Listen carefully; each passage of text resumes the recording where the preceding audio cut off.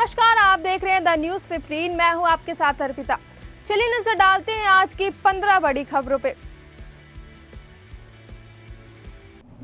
प्रधानमंत्री नरेंद्र मोदी 5 अक्टूबर को किसान योजना की 18वीं किस्त जारी करेंगे और इसका लाभ 11 करोड़ से भी अधिक किसानों को मिलेगा। आपको बता दें कि किसान योजना के तहत दी जाने वाली 2000 की ये राशि हर 4 महीने बाद किसानों के अकाउंट में सीधे ट्रांसफर कर दी जाती है। यानी किसानों को हर साल 6000 रुपए सरकार की तरफ से मिलते हैं। हरियाणा में चल रहे विधानसभा चुनाव के बीच बीजेपी को बड़ा झटका लगा है। दरअसल इसी साल 20 जनवरी को कांग्रेस पार्टी छोड़कर बीजेपी में शामिल होने वाले अशोक तंवर ने एक बार फिर से राहुल गांधी की मौजूदगी में कांग्रेस पार्टी का दामन थाम लिया है। अपने सोशल मीडिया अकाउंट पर भरोसा फिर से बीजेपी फिर इस टैगलाइन को भी लगातार इस्तेमाल और बीजेपी के लिए चुनाव प्रचार करने वाले अशोक तंवर ने बीजेपी का भरोसा तोड़ दिया है। हरियाणा में कांग्रेस के सीएम पद को लेकर सांसद कुमारी शैलजा ने अपना बयान दिया है। हरियाणा में कांग्रेस का सीएम कैंडिडेट कौन होगा, इस पर सांसद कुमारी शैलजा ने कहा कि हाईकमान शैलजा को इग्नोर नहीं कर सकता। ये बात उन्होंने न्यूज एजेंसी एनआई को दिए गए इंटरव्यू के दौरान कही। बता दें कि हरियाणा में कांग्रेस का सीएम कौन होगा, इसका फैसला विधानसभा चुनाव के बाद होगा। पार्टी इस बात को साफ कर चुकी है। शैलजा ये भी दावा कर रही हैं कि इस बार कांग्रेस की हवा है और प्रदेश में हमारी सरकार बनने जा रही है। बिहार सरकार विशेष औद्योगिक फसल योजना के तहत किसानों को 2.5 लाख रुपए देने जा रही है। ये सब्सिडी बिहार सरकार चाय की खेती को बढ़ावा देने के लिए किसानों को दे रही है। इस योजना का लाभ पाने के लिए किसानों को ऑनलाइन आवेदन करना होगा। बता दें कि हमारे देश में चाय की खेती सबसे ज्यादा गुवाहाटी, असम, जम्मू कश्मीर और दार्जिलिंग में होती है, लेकिन अब सिर्फ इन राज्यों में ही नहीं बल्कि बिहार राज्य में भी चाय की खेती की जाएगी। बिहार के डिप्टी सीएम सम्राट चौधरी सेवा पखवाड़ा अभियान के अंतर्गत पटना के गांधी मैदान स्थित खादी मॉल से आज खादी के कपड़ों की खरीदी की। इस दौरान सम्राट चौधरी ने बयान देते हुए कहा, महात्मा गांधी के आदर्शों को पूरी तरह नरेंद्र मोदी के नेतृत्व में बीजेपी ने अपनाया है। उन्होंने देश में बनने वाली स्वदेशी चीजें और खादी के उद्योग को बढ़ावा देने के लिए खरीदी की। आगे उन्होंने नक्सल को लेकर कहा कि गृह मंत्री अमित शाह और बिहार में नीतीश कुमार के नेतृत्व में नक्सलिज्म खत्म हो चुका है। तिरुपति लड्डू प्रसाद मामले की जांच अब एक स्वतंत्र एसआईटी करेगी। दरअसल मध्य प्रदेश सरकार की तरफ से गठित एसआईटी को लेकर उठ रहे सवाल के मद्देनजर सुप्रीम कोर्ट ने नई जांची टीम का गठन किया। इस जांच दल में 2 सीबीआई अधिकारी होंगे और 2 अधिकारी आंध्र प्रदेश पुलिस के होंगे। एक अधिकारी एफएसएसआई का होगा। आपको बता दें कि जांच की निगरानी सीबीआई निर्देशक करेगा। महाराष्ट्र शहर के पुणे के बोपदेव घाट पर 21 वर्षीय लड़की के साथ गैंगरेप किए जाने का मामला सामने आया है। दरअसल पीड़ित अपने दोस्त के साथ रात 11 बजे के करीब घूमने गई थी। इस दौरान 3 अज्ञात लोगों ने लड़की के साथ गैंगरेप किया और उसके दोस्त के साथ मारपीट की। इस मामले की जानकारी पुलिस को सुबह 5 बजे के करीब मिली, जिसके बाद आरोपियों को पकड़ने के लिए 10 टीम लगाई गई हैं। आपको बता दें कि पीड़ित लड़की अब होश में है और अस्पताल में भर्ती है। उसी के बयान के आधार पर एफआईआर दर्ज की गई है। पुणे गैंगरेप मामले पर सांसद सुप्रिया सुले ने एक्स पर पोस्ट कर सरकार को घेरा है। उन्होंने लिखा कि बहुत क्रोधित करने वाला, पुणे में क्या हाल हो रहा है। बोपदेव घाट में एक युवती के साथ सामूहिक दुष्कर्म की घटना सामने आई है। पुणे और राज्य भर में महिलाओं के खिलाफ हिंसा की घटना लगातार बढ़ रही है।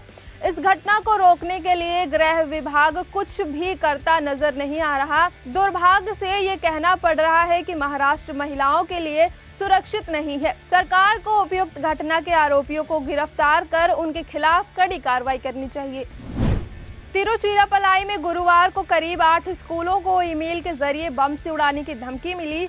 ईमेल मिलने पर मनप्लाई के कॉर्पोरेशन स्कूल के प्रबंधक ने तुरंत पुलिस को सूचित किया, जिसके बाद पुलिस तुरंत स्कूल पहुंच गई। बम का पता लगने पर उसे नष्ट करने वाले दस्तों ने स्कूल परिसर की गहन तलाशी ली।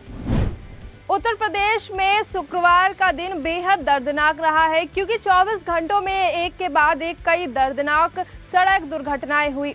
मिर्जापुर से लेकर लखनऊ, सोनभद्र और गोंडा में एक रोड एक्सीडेंट की खबर आई है, जिसमें कई लोगों को अपनी जान गंवानी पड़ी। गोंडा में तेज रफ्तार कार पेड़ से टकरा गई, जिसमें कार सवार 4 लोगों की मौत हो गई। वहीं मिर्जापुर में तेज रफ्तार ट्रक ने अनियंत्रित होकर ट्रक को पीछे से टक्कर मार दी, जिससे ट्रैक्टर पलट गया। उस समय ट्रैक्टर में कई मजदूर सवार थे, जिसमें से कई मजदूरों की मौत हो गई और 3 मजदूर घायल हैं। अगला हादसा सोनभद्र का है, जहां ट्रक की चपेट में आने से 2 मासूम बच्चों समेत 3 की मौत हो गई। लखनऊ में दुबग्गा चौराहे के पास एक अज्ञात वाहन ने पति पत्नी को जोरदार टक्कर मार दी, जिससे दोनों की मौके पर ही मौत हो गई।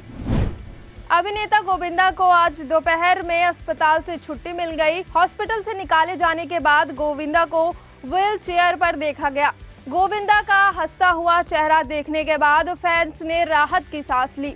गोविंदा ने मीडिया से बातचीत करते हुए कहा, मैंने अपने सभी फैंस और शुभचिंतकों का बहुत बहुत धन्यवाद देता हूं। मैं उन लोगों का धन्यवाद देता हूं जिन्हें जगह जगह मेरे जल्द से जल्द ठीक होने की प्रार्थना की। जूनियर एनटीआर की film Devara part 1 box office पर छाई हुई है। इस फिल्म ने दमदार कलेक्शन करते हुए दूसरी फिल्मों का रिकॉर्ड तोड़ रही है। देवारा पार्ट 1 पिछले महीने 27 सितंबर को सिनेमाघरों में रिलीज हुई और शानदार ओपनिंग की। अब फिल्म के रिलीज हुए 8 दिन हो गए हैं और इनमें ऋतिक रोशन के फिल्म फाइटर को भी पीछे छोड़ दिया है। देवारा पार्ट 1 अब तक 2.13 करोड़ रुपए कमा चुकी है। साउथ अफ्रीका और आयरलैंड के बीच आज दूसरा वनडे मैच खेला जा रहा है। ये मुकाबला अबू धाबी के शेख जायद स्टेडियम में खेला जा रहा है। बता दें कि पहले मैच में साउथ अफ्रीका ने आयरलैंड को 139 रनों से हरा दिया था। इजराइल ने हसन नसरुल्लाह के उत्तराधिकारियों को भी मौत के घाट उतार दिया। हिजबुल्लाह के लिए ये बहुत बड़ा झटका है। हिजबुल्लाह अधिकारी सैफुद्दीन को इजराइल ने शुक्रवार को अपना निशाना बनाया। इससे पहले 27 सितंबर को हिजबुल्लाह चीफ हसन नसरुल्लाह को मौत के घाट सुलाया था।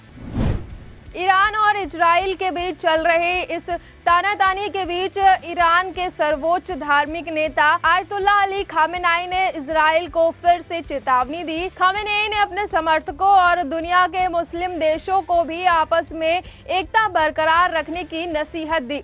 उन्होंने इस्लाम के नाम पर दुश्मन देश का मुकाबला करने का आग्रह किया। खामेनेई ने शुक्रवार को तेहरान की ग्रैंड मस्जिद में नमाज पढ़ने के बाद तकरीर दी। अपने संबोधन में खामेनेई ने दुनिया भर के मुसलमानों से एकजुट होने को कहा और कुरान के बताए गए रास्ते पर चलने की अपील की।